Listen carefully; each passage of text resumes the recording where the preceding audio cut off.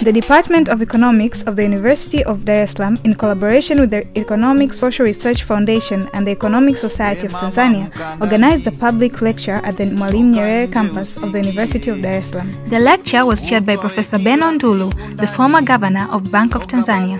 Took place at the prestigious NKURUMAH Hall. Two internationally recognized economists lectured at the event. Professor Joseph Stiglitz, a Nobel laureate university professor of Columbia Business School, who is also a former chief economist of the World Bank, lectured an attentive audience that included policymakers, diplomats, university professors, and the public. The professor, who is also a former member and chairman of the U.S. President's Council of Economic Advisors, lectured on the theme, From Manufacturing-Led Export Growth to a 12th Century Inclusive Growth Strategy for Tanzania. Professor KAUSHIK BASU, a professor of economics at the Cornell University, Ithaca, and also a former chief economist of the World Bank, lectured on the topic, The Social and Psychological Foundation of Economic Development. Professor Basu is the current president of the International Economic Association and former vice president and a chief economist of the World Bank. He is also the founder of Central for Development Economics at the Delhi School of Economics.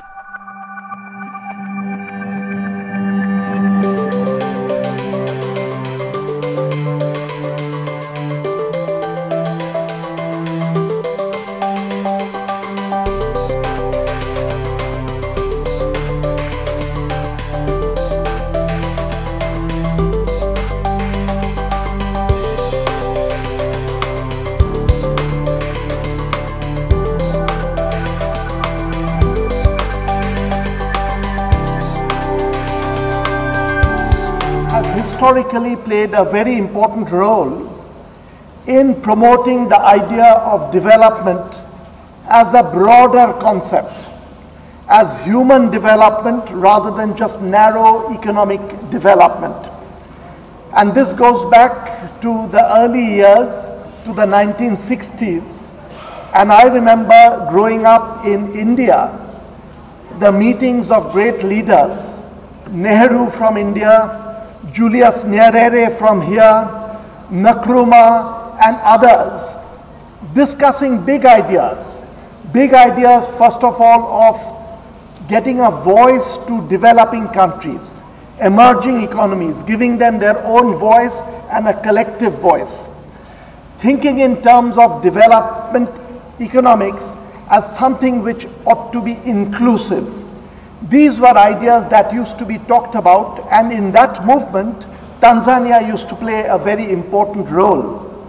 Part of that role is enshrined in the Arusha Declaration, where you will hear that's written from the point of view of Tanzania, from the point of view of Africa, but there is reference to topics which are very far-sighted about the environment, about sustainability, the fact that development ought to touch human lives, development ought to be inclusive, all human beings should be treated alike with the same rights. You find all those principles being written down in the Arusha Declaration. That's why this meeting over the next 3-4 days that we will have here is important for us, because less than 2 years ago, Professor Stiglitz, me and 11 others had met in Stockholm, and we came out with the Stockholm Declaration. And actually, if you read your Arusha Stockholm Statement, if you read the Arusha Declaration and the Stockholm Statement, on many points you will find a resonance.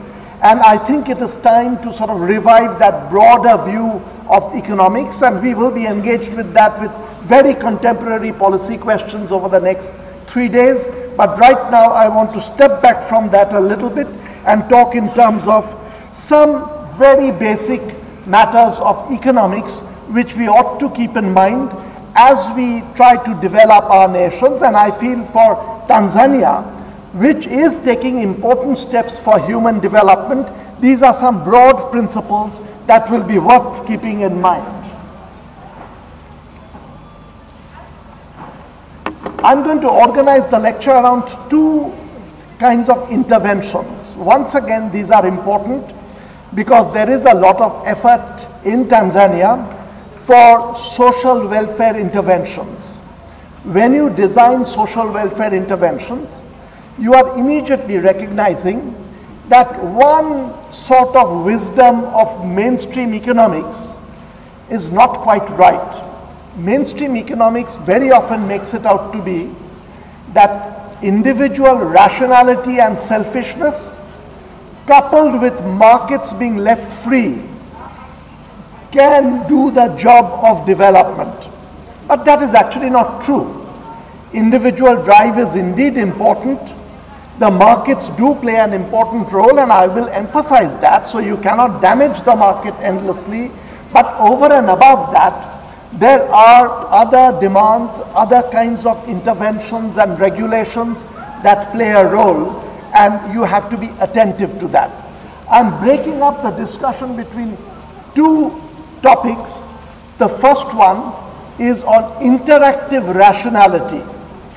That is mainstream economics, but mainstream economics with a little bit of difference, that you pay attention to other people's rationality.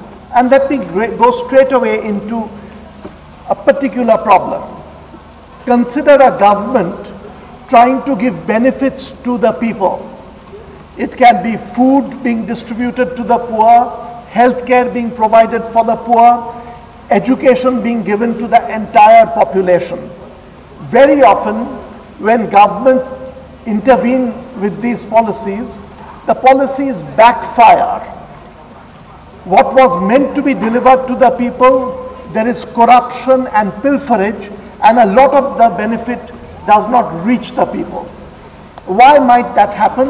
One reason is that in designing these interventions, giving welfare to the people, governments make the mistake of treating individuals as rational, but treating government servants, the bureaucrats, the ordinary government staff members who will have to do the job, like robotic machines. They will do the job they are supposed to do. In reality, you have to be aware that even the members of the state who are supposed to carry out the job, they may be rational as well. And you have to take some precautions in designing these programs that corruption is kept to a minimum. I will give you an example from India, where I grew up and spent the most of my life. In India, there is a very big program by the government to reach food to the poorer households. They get cheap food. The way this is done is, Government of India collects food from the market, and then people who are poor go to, there are 500,000 shops all over India, food shops run by the government. The government gives the food to these food shops and tells the poor people, you go to these shops, show your card, identify yourself as poor, and you will get food below the market price. But we know from studies that more than 40% of the food collected for this purpose never reaches the poor households. It leaks out. The reason why that happens is rationality of the shop owners who are supposed to give the food below market price. Their self-interest kicks in. Some of this food gets diverted and is sold on the free market, and the poor people, when they come to the stores, they are told that, sorry, the food supplies have not come from the government. In a nutshell, the mistake is, when you design a program of giving benefits, you must take into account that even the agents of the state are individuals with their own motivations, and you must design programs so that they do not cheat the system. In some sense, that's the nutshell of modern game theory. In modern game theory, you're told the important thing is not just you be rational, but you should know that others are rational. They will also try to do things, so you design it right. I will close this first part of the story with one little story about a hat seller. Some years ago, I wrote a popular article for Scientific American, the magazine, and to Scientific American, they wanted me to very simply explain this lesson about other people's rationality. Why is it important not just to be rational yourself, but to know that others are also thinking and they are rational, and then design programs. It's a silly story, but a beautiful story, so I'll tell you. In an Indian village, there is a hat seller who goes from one village to another to sell hats. Once, when he's traveling from one village to another village, on the way he feels very sleepy, so he puts all the hats down and goes off to sleep. When he wakes up, he finds that all the hats have vanished, and he's in panic. He's a poor person, that's his livelihood, selling hats. What's happened to the hats? Then he sees that monkeys had come down from the trees, taken the hats, and they've gone up to the treetop and sitting with the hats on their heads. What will he do? He's very desperate. He's feeling, in desperation, he takes out his own hat and throws it on the ground. You probably know that monkeys love to imitate. So as soon as he throws the hats, all the monkeys begin to throw the hats down. So he's very happy, he collects all the hats and he goes away. 40 years later, his grandson is again in the hat business. He's going from one village to another. He feels sleepy. He puts down all the hats and he goes off to sleep. When he wakes up, all the hats are gone. What will he do? Monkeys have taken the hats to the treetop. Then he suddenly remembers his grandfather's story. His grandfather had told him. So he says, thank goodness I know what to do. He takes out his hat and throws it on the ground. At that point, only one monkey comes down, picks up this last hat, takes it under the arm, goes up to this hat seller, gives him a slap and says, you think only you have a grandfather?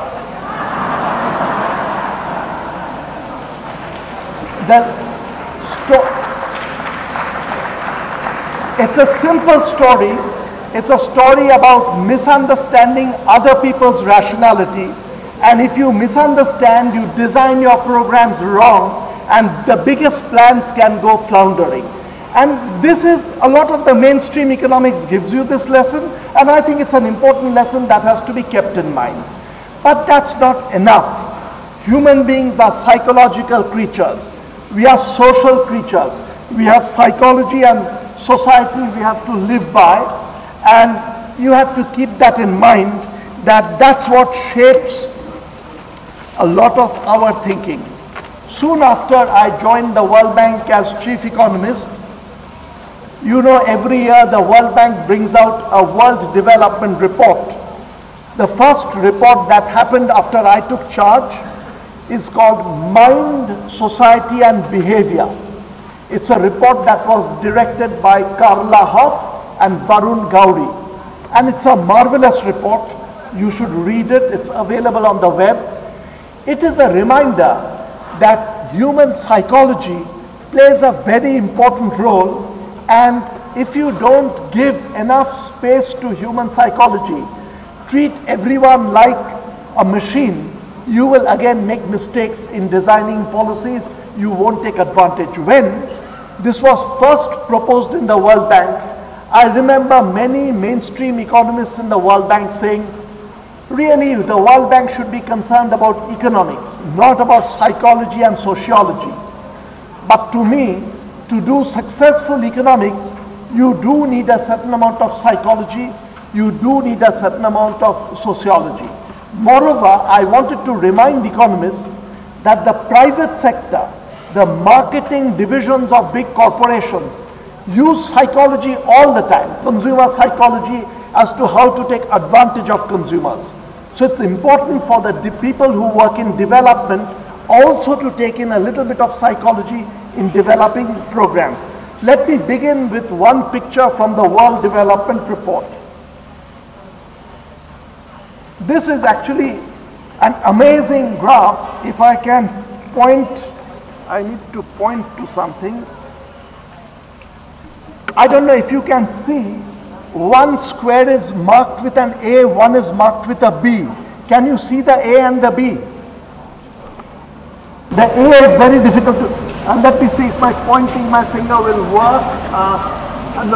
This is B, this is B, and that is A.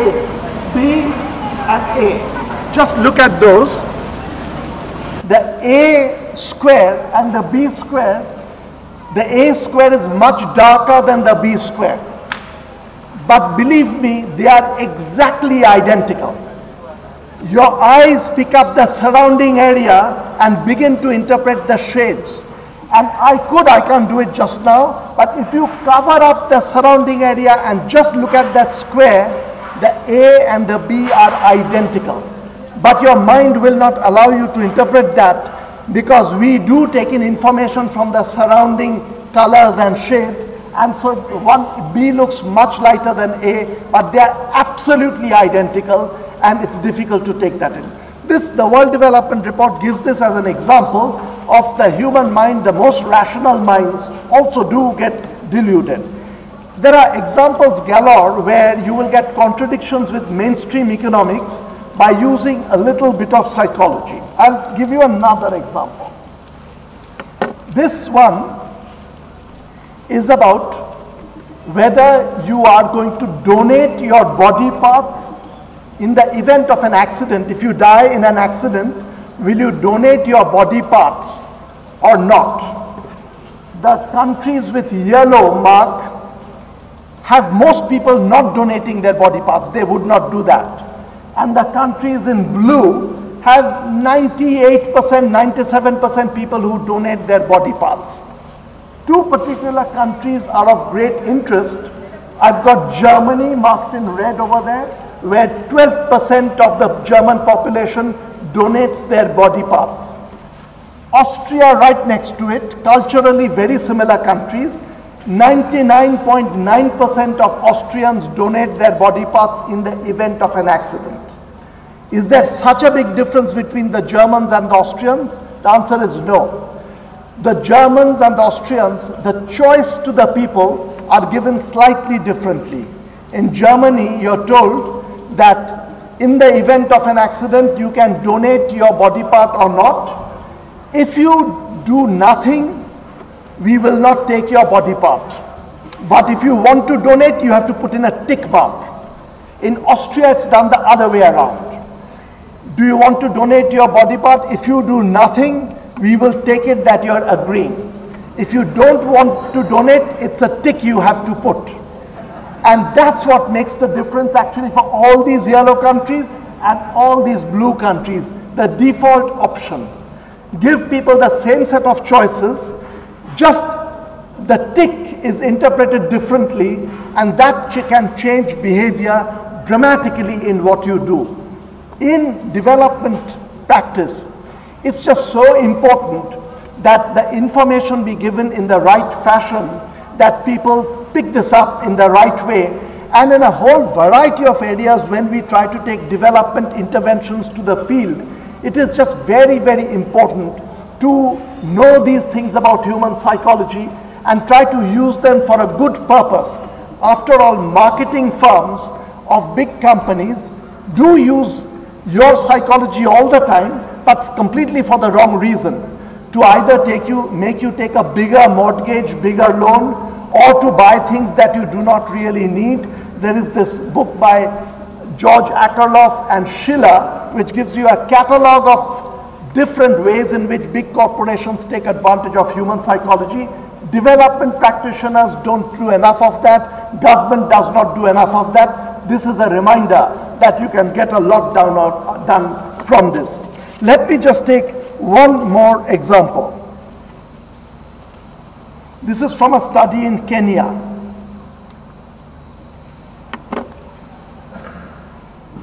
Bus accidents are quite routine, and you would feel that at one level just a message cannot make a difference. But this was a very well done experiment that was then studied, the data. In some buses, they started putting a sticker which says that if your driver is driving rashly or badly, don't just sit there, get up and protest. Putting that sticker by mainstream economics makes no difference. Human beings are rational, they will do what they are supposed to do. Having that added instruction makes no difference. But we know from this study that the buses which have these stickers, accidents go down 50%.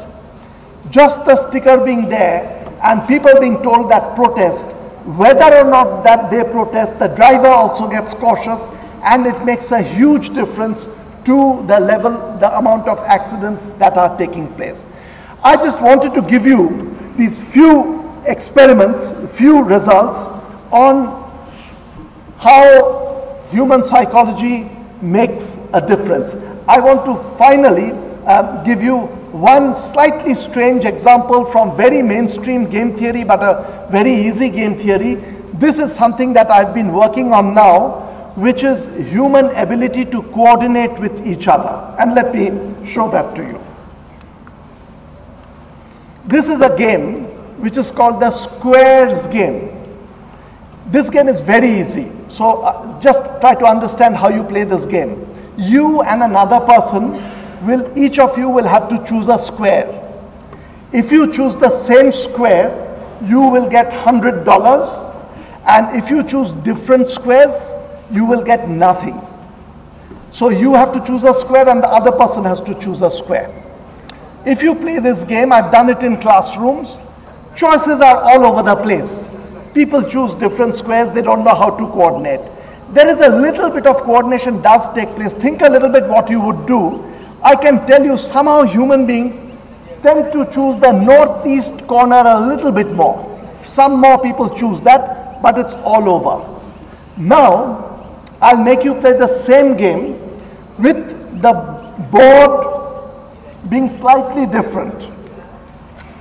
It's the same game with one square marked G, and if you ask me why is there G, I said sorry, the G, someone had written a G over there, I could not rub it off. The G is just there, ignore that. Now play this game, choose any square. If two of you choose the same square, you'll get $100. If you choose different squares, you will get 0. 99% people choose the square marked G. Just that creates a focal point in your head and enables you to coordinate behavior. And my view is this, I can't get into the details of this, that a lot of what we take it to be a law-abiding society, is nothing but something like this kind of expectations of one another's behavior.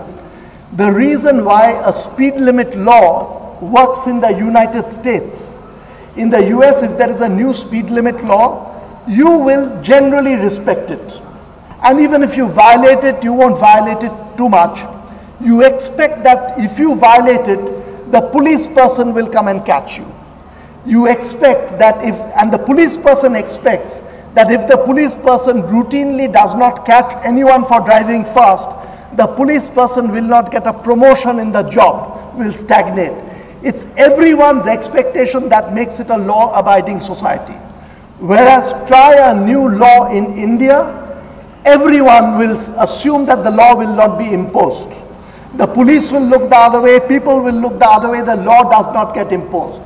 In the end, the law is nothing but one another's expectations of one another's behavior. And that's what makes the law, some societies law-abiding societies, other societies to be not law-abiding societies. I feel these are very deep topics, and it's universities like this ought to look into these, study these, and make them available to your Prime Minister, to the President, to the Finance Minister, so that new ideas come up to the public domain for discussion and debate. I want to close this by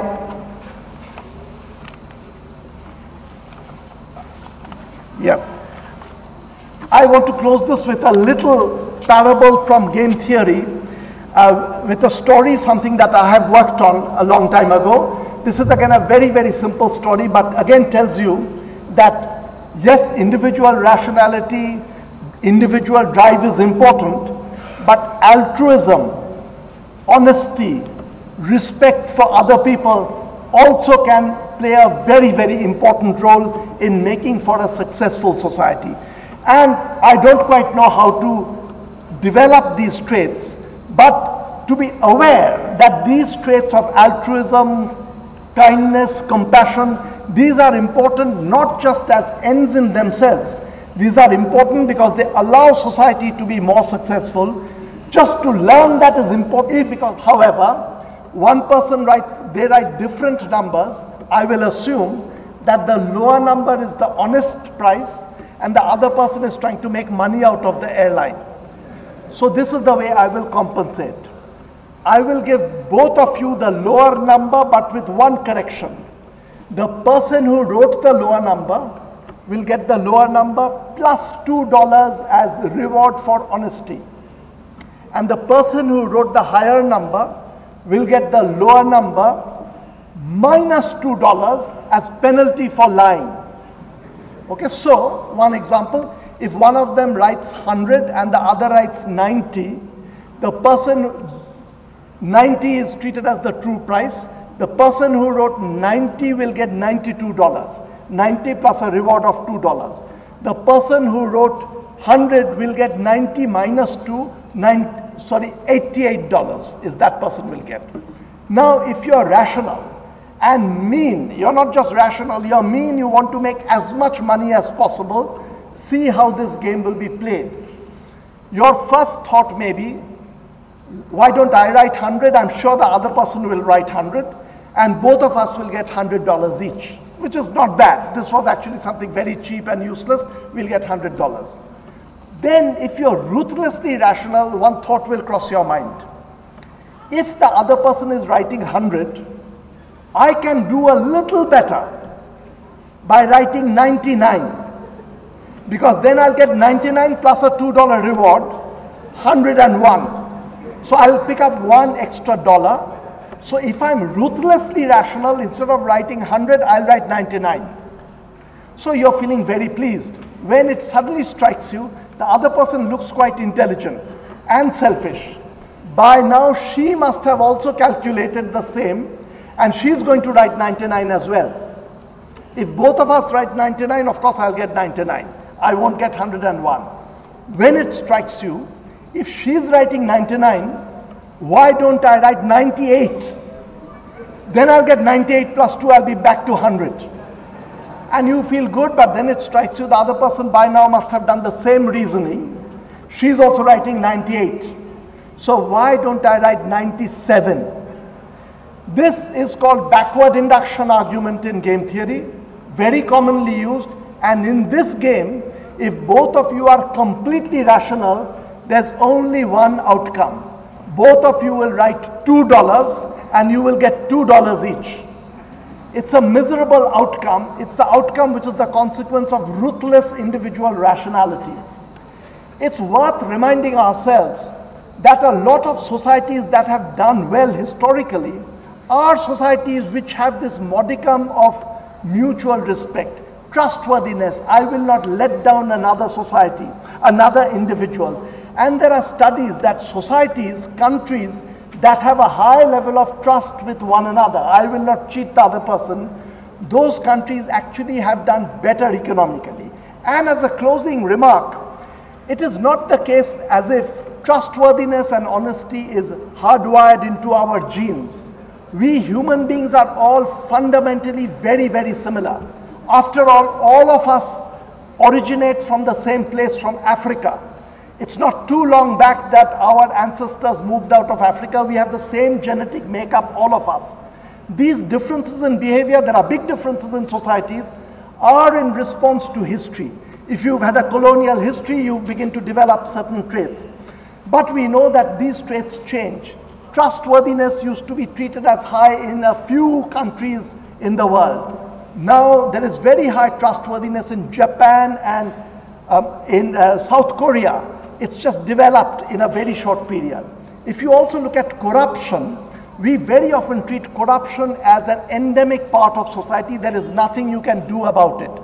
But we know that corruption has changed in societies dramatically. Sweden, if you go back 200 years, there used to be a term called the sportler. A sportler is like a bribe or a tip. That was very common. The sportler was quite a normal thing to give to bureaucrats to get the job done. But corruption level dropped dramatically in Sweden, and it's one of the least corrupt countries now over a relatively short period of 150 years. But it's not just Sweden. There are examples of Asian countries which were very corrupt, which over a period of 40, 50 years, corruption has dropped dramatically. Two countries that stand in economies to remind them, also vis-a-vis rich countries to remind them that developing countries have certain rights, that we want to live by these rights, the rights of developing countries. Thank you once again for giving me this opportunity to speak.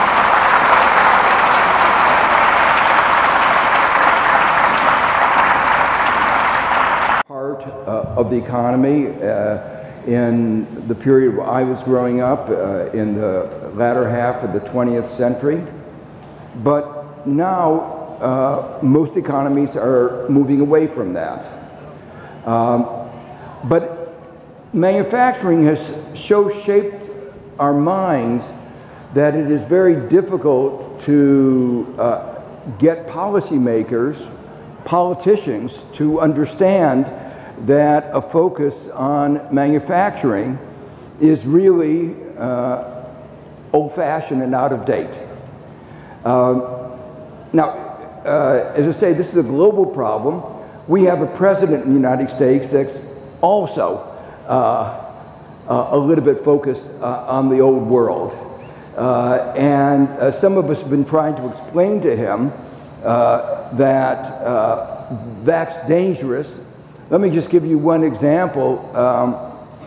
He was talking about the coal miners and the loss of jobs in coal mining. Well, there are more professional athletes in the United States than all the miners, coal miners, all the other miners, all the other extractive industries. So that's where you want to think about, not a dying industry. By the way, if you're a coal miner, it is a dying industry because it kills you to mine. So it does lead you to die. But with climate change, there are already more than 5 times as many people engaged in solar panel installation than in coal mining. So when the President of the United States puts a tariff against solar panels, he's destroying one of the growing industries to save a few jobs that are not going to be saved anyway. So that's really the basic message. I've given it to you, so I guess we can go home now. But let me go let me go through some of the details, and I'll give you some of the facts, and then I'll spend a little bit going through the Stockholm statement, contrast it with the Washington Consensus, and then look a little bit at some of the particular problems that Tanzania and Africa are facing. So the issue is that the unprecedented growth in East Asia, closing the gap in income per capita and standards of living with advanced countries, was unprecedented.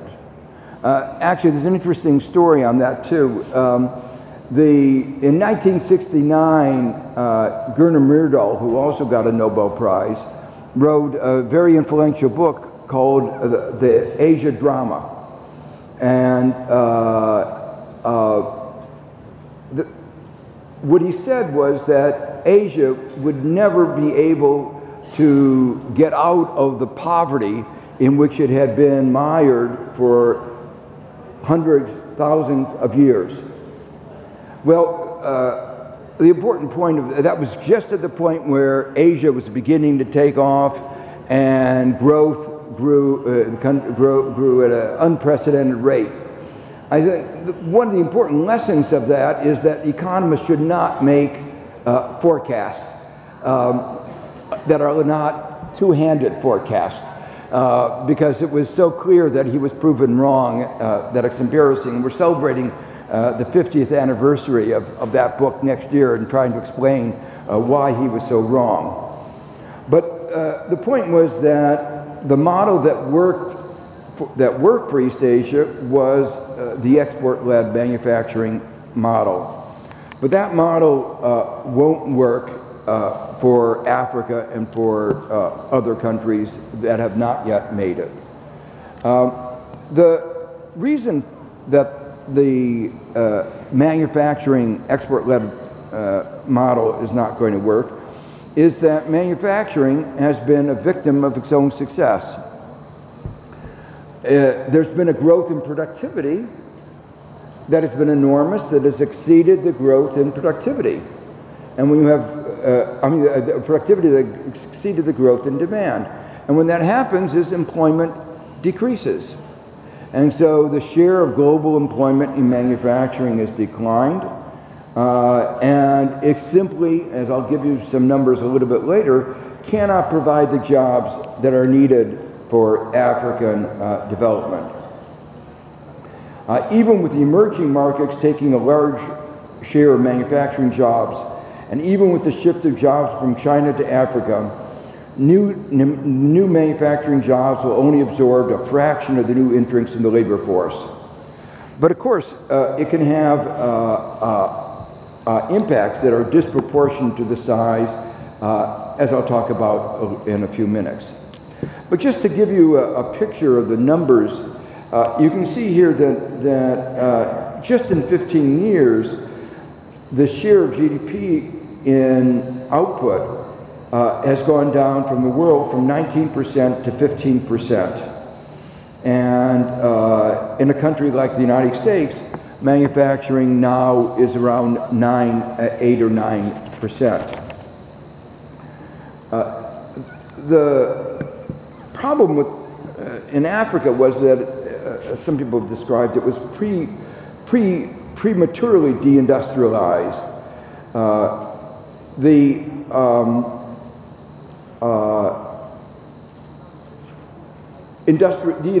deindustrialization in sub-Saharan Africa began around 1977 with what were called the structural adjustment programs of the IMF.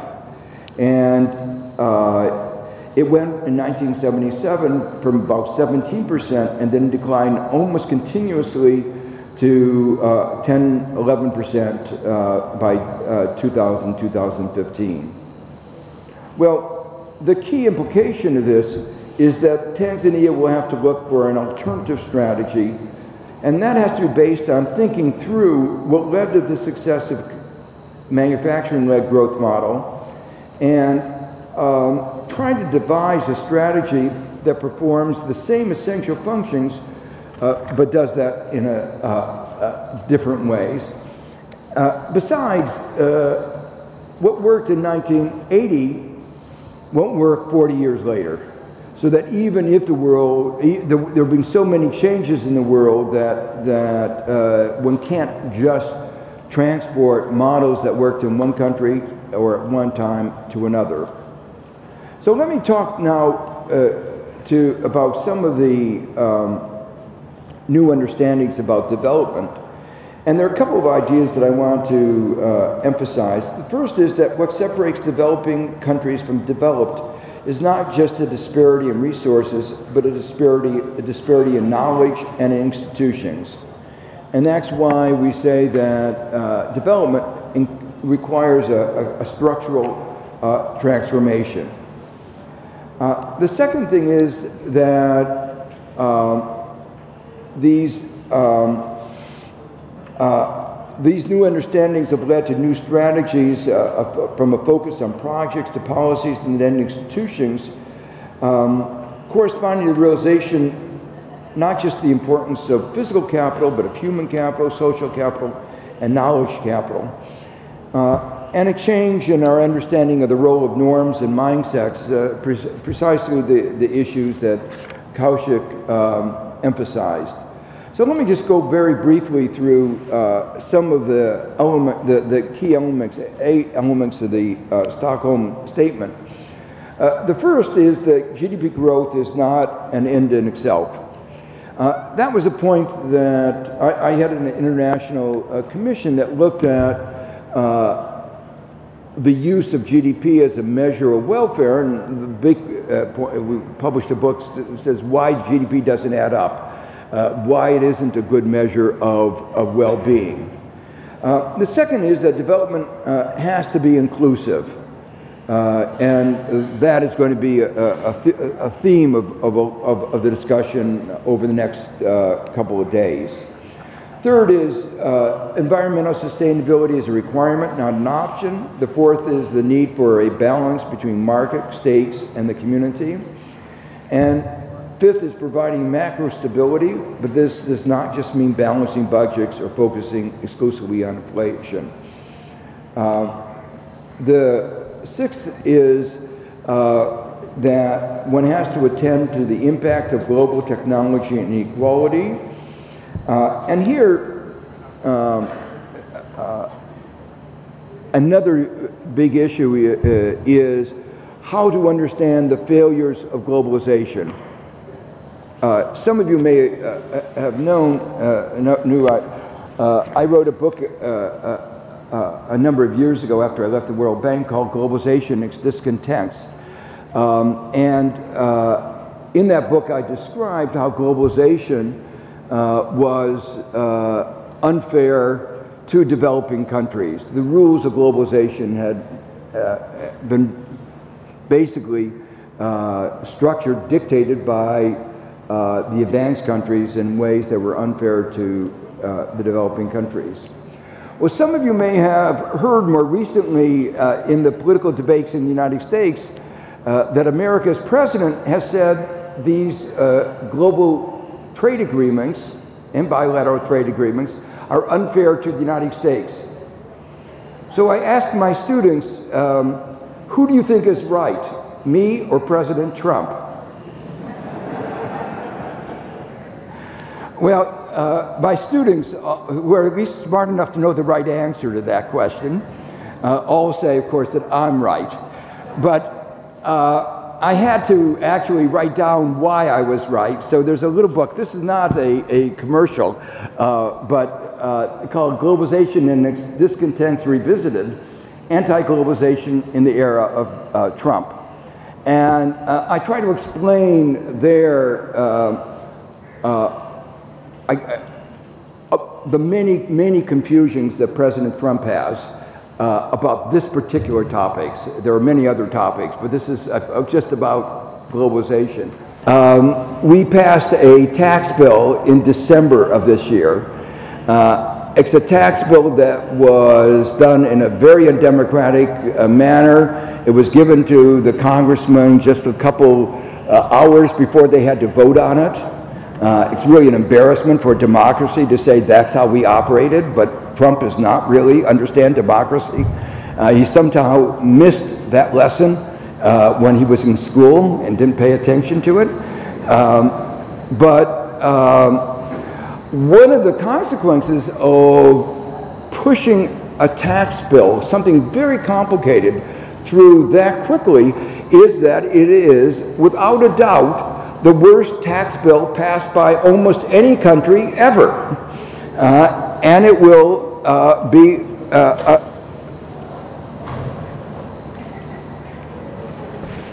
well, I don't know if that was censorship.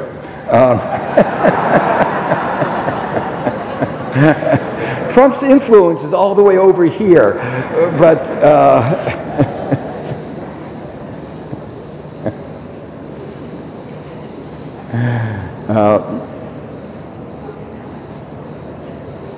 well, I'll go on while they fix it. The point is that when you're discussing anything of that degree of complexity, you really do have to get a lot of discussion. And if you don't have that discussion, you wind up with a really bad piece of legislation that will, and in this particular case, if any developing country had passed a bill like that, and then a few weeks later they passed a budget expenditure bill, In a space of a few weeks, the debt to GDP ratio in the United States increased. The deficit to GDP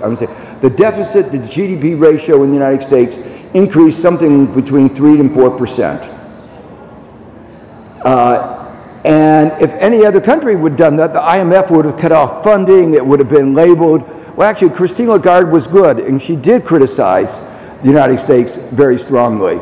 But it should have gotten more criticized than it did.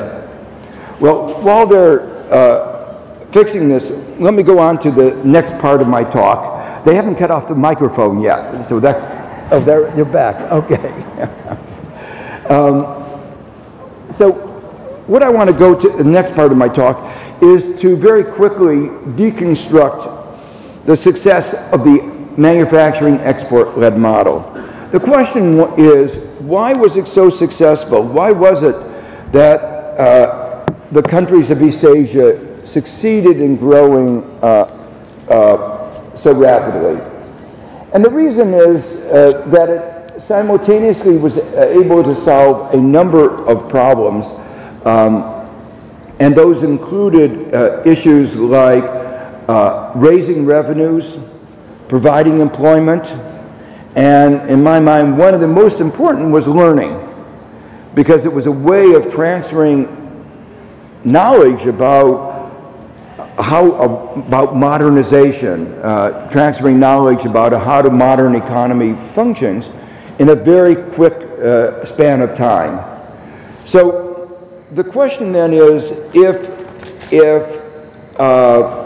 one isn't going to be able to get that from just exporting manufactured goods, how is one going to do that? What one is going to have to do is combine what was done in one thing in several ways. So one will have to get similar outcomes with a multifaceted growth strategy. So among the elements of that will be manufacturing will be one element, but also will be agriculture and, most importantly, services. And let me just emphasize how important services are. In the American economy, they're about 70%, but they're also very large in some of the most successful African economies. Namibia is about 70% services now. So that virtually all the economies, as they're making their transformation into modernization, the services will be playing an important role. Let me now turn very, very quickly to some of the particular issues that are germane to Africa and Tanzania in particular.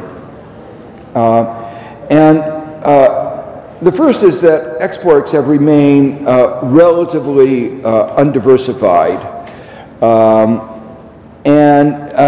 Equally disturbing is that they're increasingly concentrated in trade with China.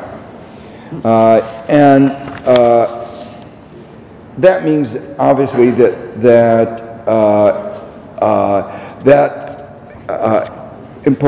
imposes a number of risks in having that degree of concentration. A second aspect of this is natural resources. And here, one of the important points I want to emphasize is that there's a phenomenon called the natural resource curse, which is the fact that countries that are rich in natural resources tend to grow more slowly. And there are several reasons for this, some having to do with macroeconomics. It often is associated with an overvalued exchange rate. Some having to do with the tendency to get over-indebted. International banks are willing to lend when prices are high and then demand the money back. It has something to do with the difficulty of managing the macro instability associated with volatile resource prices. Whatever the reason, it is important to learn how to manage those natural resources well. And there are a few countries that have managed to do it. Namibia, I mentioned before, is one. Botswana has done a good job. Chile and Norway. It's a subject of its own, but a third important characteristic of the key problems facing Tanzania is the demographic. And the demographics is basically that the rapid growth of population, while it presents an enormous challenge for creating jobs. Remember, I mentioned before, one of the big advantages of manufacturing export-led growth was that it created large numbers of jobs. But that won't be possible through manufacturing for Tanzania and most of the other sub-Saharan African countries. So they are going to have to think of other ways of creating jobs and reduce the rate of growth of population. So that is the real challenge. And this, just some data that help illustrate this. I couldn't find any data for Tanzania, but the World Bank did put together some data for several other countries. And what one sees is just a massive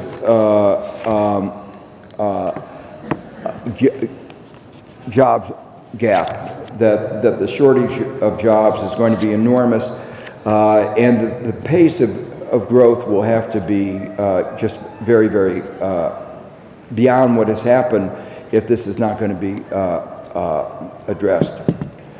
And then the final thing I just mentioned very briefly is education, and maybe a very the skill structure is not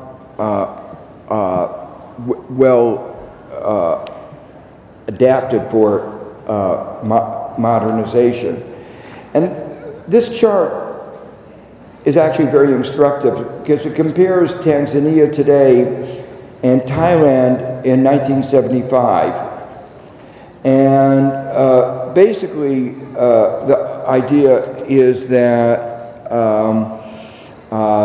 it illustrates that there is an enormous skill shortage in the country. I was going through some of the different sectors that are going to be important for Tanzania's growth. And one sector that's particularly important is going to be agriculture. Now that's a sector that a lot of people think of as contrary to modernization. But the fact of the matter is that there will not be able to be created enough manufacturing jobs, and it will be difficult even to create enough jobs in the service sector. So there is a version of agriculture which is a modern agricultural sector, and that can be both very labor intensive, very learning intensive, and even generate be a part of the economic modernization process and transformation. There is a think tank, an important think tank in Accra called the African Center for Economic Transformation. And in their recent report, they said, agriculture presents the easiest path to industrialization and economic transformation. Increasing productivity and output in a modern agricultural sector would, beyond improving food security and the balance of payments, sustained agro-processing, the manufacturing of agricultural inputs, and a host of services upstream and downstream from farms, creating employment and boosting incomes across the economy. So the important point I want to emphasize is that it is also part of the multi-pronged strategy that will have to replace manufacturing export-led growth. And then finally, as I said before, is the service sector. So let me now conclude, because we want to have time for some discussion. And so I'm going to skip ahead with some concluding remarks. In the 49 years since I last talked here, there have been a lot of changes in economic and development thinking. And I want in these last few minutes to discuss a few of those. The first is success in development over the past 60 years was greater than anyone anticipated. And one of the reasons for that was the East Asian countries recognized that it was more than the accumulation of just fiscal capital, that it was a knowledge and closing the knowledge gap. Most of the advanced countries are engaged in the service sector, 80% or more. So if there are disparities in standards of living, it relates to productivity in these service sectors. And there are huge disparities in productivities within countries, even greater between countries. The basis of the success of growth over the past half-century was, as I said before, export-led growth.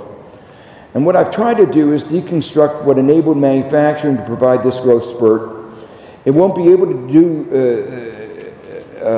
sub-Saharan Africa won't be able to do so in the future, at least not to anything like that at the same extent.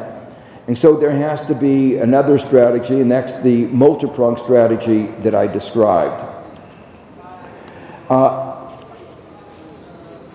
And this multi-pronged strategy will have to address separately the different challenges that the manufacturing sector addressed simultaneously. And there'll have to be a coordination across these various sectors. It'll have to, of course, be inclusive, and it'll have to be comprehensive. What is needed is a comprehensive development strategy leading to inclusive growth with inclusive participation, including a balance between markets, government, and society. Based on these new understandings of what leads to successful economic and societal transformation, responding to the particular strengths of the country, addressing the particular challenges, including those posed by demographics, and creating new dynamic comparative advantages. So this is in many ways a very challenging times for sub-Saharan Africa. It's a time when the maxims of what were established wisdom have been put aside, and that makes it exciting. And I think it is really a real opportunity to carve a new path for development for the 21st century. Thank you.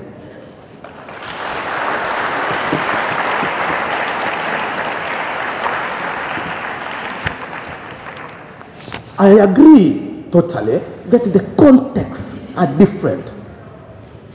For example, if you want to reduce fertility in Tanzania or Africa, you don't just to contraceptives. You can do two things. One, educate women. They go up to university level, the fertility rate will reduce. Or insist on rural electrification so that it's not, in the rural areas, is not dark from January to December. Because once it's dark, the best thing you can do is to make children. So the contexts are different. Again, if the contexts are different, why don't you tell us, you guys, don't listen to those guys who come to you and tell you the contexts are different. They will tell you, oh, this did work in Bangladesh, this did work in Vietnam, it should also work in Tanzania. I'm so happy, tell them to go to hell. So in high time now, also, you tell us, the guys who have been working with us, side by side, sometimes they even drag us on their bed, World Bank and IMF, for that matter. And after 50 years, we are where we are now. What do you tell us we should do about them? Should we tell them they should go to hell? Thank you very much. You know, one of the solutions that we have brought in Tanzania was actually to go back and transform agriculture. So we had our own vision of the stimulus package, and Professor Andrew is the brain behind that. And the other aspect was what they call Kilimo Kwanza, agriculture first. Read the World Bank reports, they were actually pushing for multinationals to come back to Africa and invest in agriculture. And actually they came with a model. The model is, which is akin to what you're talking about, a model of inclusive growth and modernization of agriculture without necessarily expelling the peasants, like the smallholder producers. But go on the ground, what is happening? People are robbed of their land. Those that are not robbed, they are linked. They have a model called the hub and outgrowers model. But basically, it's people providing free, almost cheap labor to the companies, which are called the hub, without them paying, you know, the necessary wages and the social security to the farmers. So I actually want you to elaborate. How does that work? Because otherwise, I don't see any difference between what you are proposing and what the World Bank and later Professor Ndulu's proposed in Tanzania, which has caused a lot of chaos on the ground in rural areas. Thank you. I wanted you to comment further, make some prognosis about the potential and likely impact of the fiasco that we're calling now the executive branch of our shared government. And the Circus Act is not the worst part of it, but what it represents, and the fact that it's not an accident that such a clown is there right now. And could you also tell us, you know, what effect is that going to have in this part of the world? This is, the pretensions of we're going to be fair now to the United States. What does that really mean? How is that going to cash out, in fact, for Africa, or indeed for East Africa? And could you also tell us what to do about it? So how do governments balance markets, how do countries balance markets, governments and societies, looking at the fact that the forces that underlie markets and the forces that create the state and the forces that keep a community together are in most times in conflict. So how does this happen? And looking forward, where we're going in terms of building a manufacturing-led economy for Tanzania and other East African countries, how would this be possible? Thank you. Can you give highlights on that? Thanks. In itself is not something that you can stop. I don't think it's within any individual's capacity to stop globalization. It's the outcome of hundreds and thousands and millions of individuals doing their daily things, new technology coming into existence. There's nothing you can do. It's a bit like gravity. You may not like gravity, but there isn't very much you can do to stop gravity. The best you can do is learn to handle it. Gravity brings down buildings, you recognize that, and then you try to take precautions against that. And really that's the spirit. I'll let him give the fuller answer, but that's the spirit in which I treat Joe's writings on globalization. It does a lot of damage to lots of segments, and you have to try to do it best, make corrections, put regulations that can reap the best benefits from globalization. Robots stealing jobs, the first that you said is not true. But you know, I don't want to get into the details of that. The main thing again there is, I think increasingly there will be more and more robots coming into the workplace. The basic thing that we have to think about is every time a robot comes in and takes over a person's job, there is something else also happening. That person's wage, the wage that was being earned by the worker, now becomes a profit or rental being earned by someone else. So it's not the arrival of the robot which is of concern. It is the fact that every such arrival takes away wages from the pockets of the workers and reappears, that appears as profit and rent in someone else's pocket. For that, we do need distributive interventions. And my own view is that a certain amount of profit sharing arrangements in society, which has to be thought through in great detail, we do need because technology will keep coming and changing the workplace. I'm jumping over to the question on the balance of markets that you were asking, governments and societies. At one level, who will do it? That if you do want to strike this balance. This is where I do believe that ordinary people's education, what we teach in colleges, that makes a very big difference. So the kind of economics that is taught begins to influence behavior, and that can make us sensitive and actually change the structure of interaction between these. And there is a very beautiful experiment which was done by a couple of psychologists and economists. In laboratories, you make people interact with one another and then see how selfish people are. And this was an experiment that was tried on economics students, sociology students, mathematics students, and it was discovered that the economists behave most selfishly. And I don't think the reason is that economists are more selfish. But if in books you're told all the time that that is normal behavior, most of us like to be as normal as possible. So we begin to act more selfish. So what is being taught in the books makes a huge difference. So for the role of society, of markets and the state, if this goes into our curricula so that we begin to think along those lines, ordinary people will bring the kind of pressure that will allow that to happen. And finally, the question that was directed at me, which is about psychology and financial crashes, came from Peter. How do we control this? Once again, maybe the secret is in education and learning. I have one very direct experience from field work. Years ago in India, you go to rural areas, and I've sat with money lenders. The same contract, if the interest rate is given in per month terms, and if it is given in annual terms, the uptake can be totally different.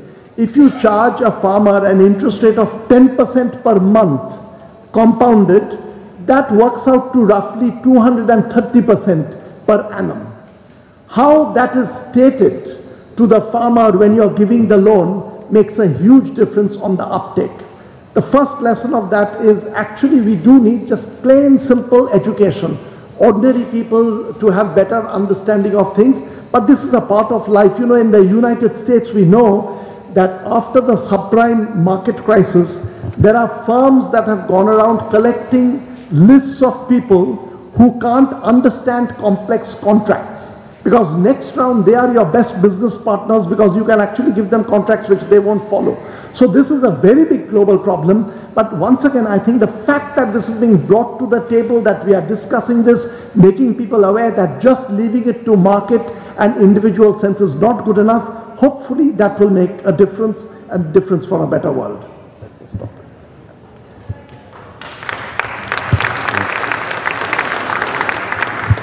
One of the main theses was that the success in manufacturing productivity means that the total number of global employment jobs in manufacturing is going to be going down.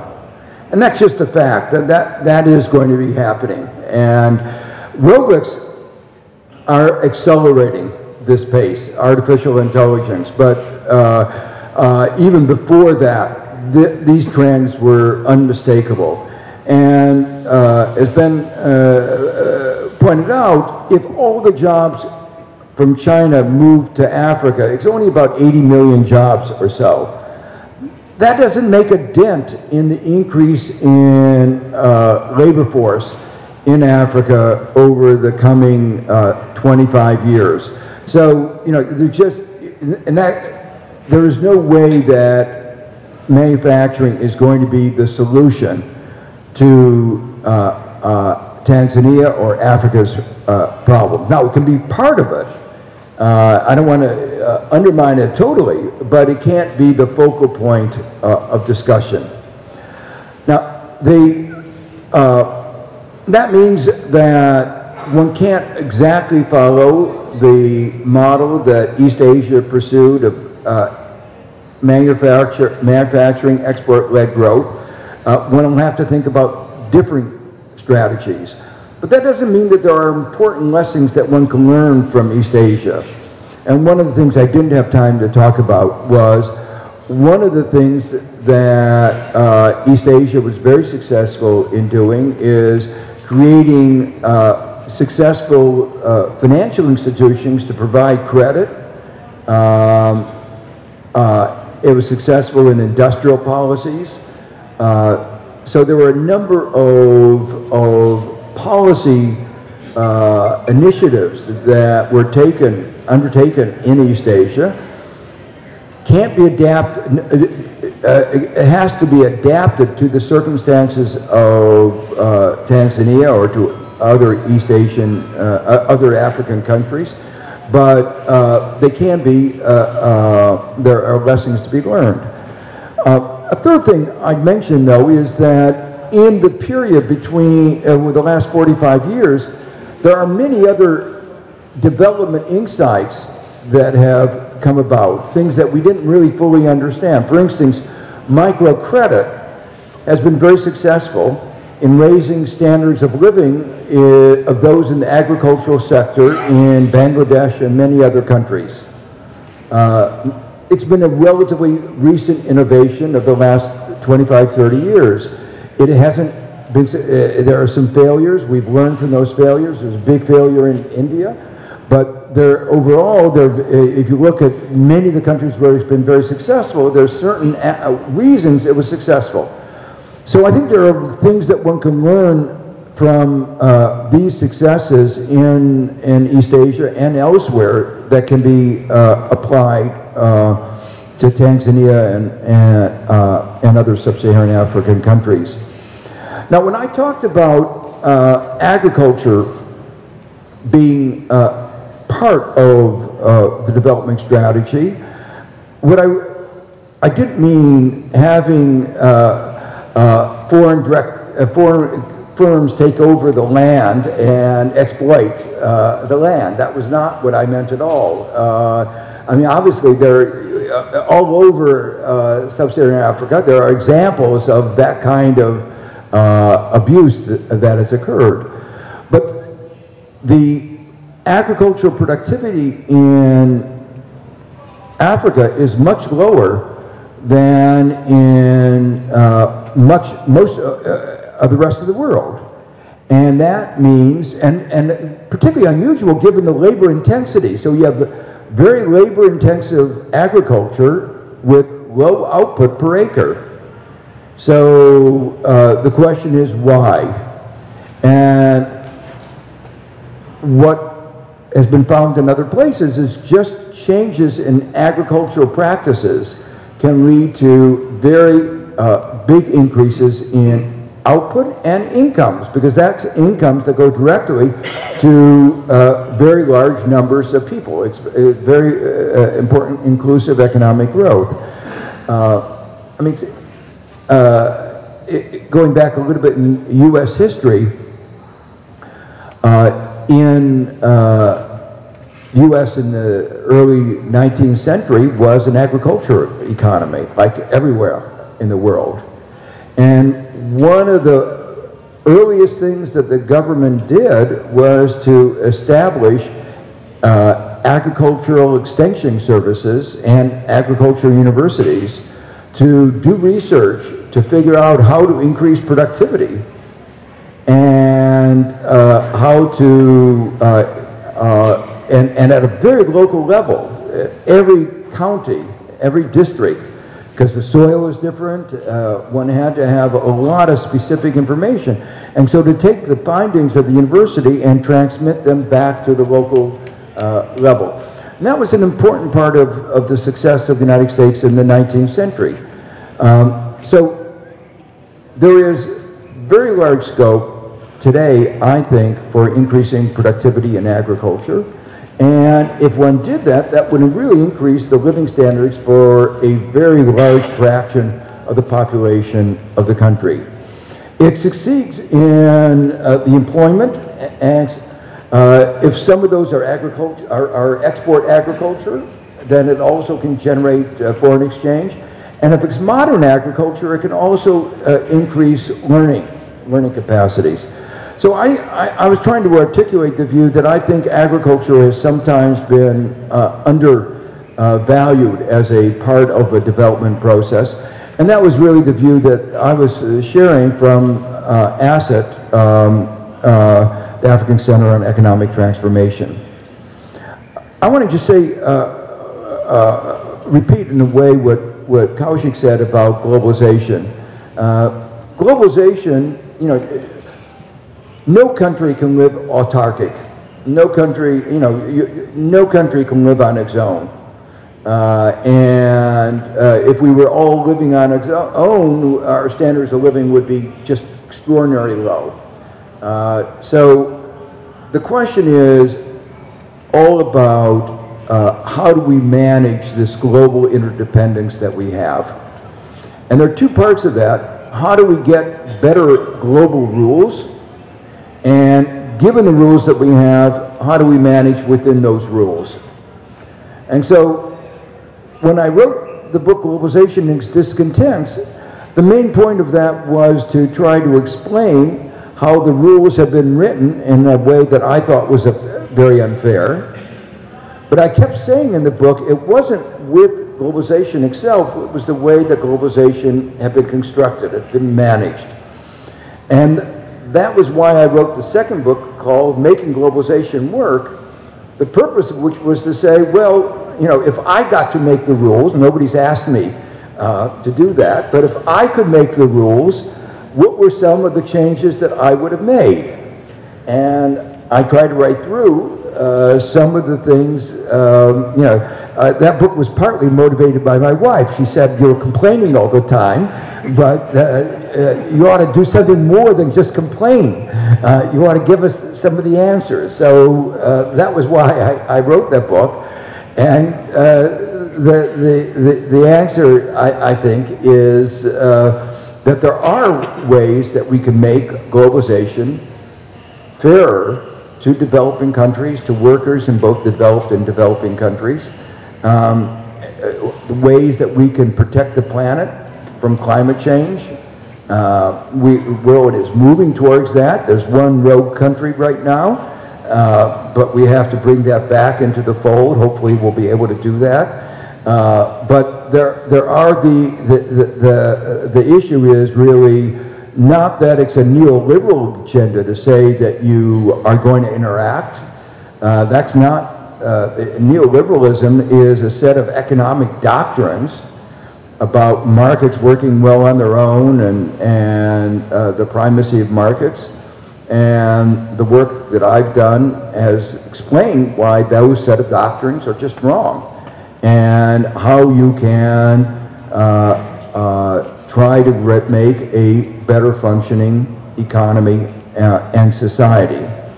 And so finally, let me just come to the question of how do you create a balance between market, government, and society.